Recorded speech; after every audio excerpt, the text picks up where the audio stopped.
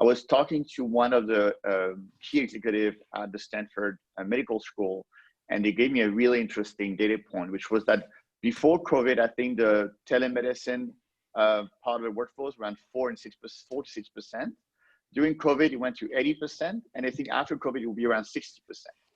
So that shows you a really massive trend on changes. And I think the other two things that we've seen that are beyond imaging that are really interesting is the fact that data vault that hospitals are having start breaking. And so I think they will start now next years.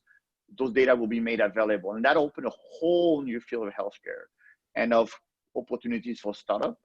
And the other trend that I will combine that with is the fact that a lot of the effort and practices that have been done in the hospital will be brought to home. And so those all, if you take those three kind of trends, I think that opens really a lot of really interesting opportunities. Client-side is a great example of that, and Pedro on medical error too also.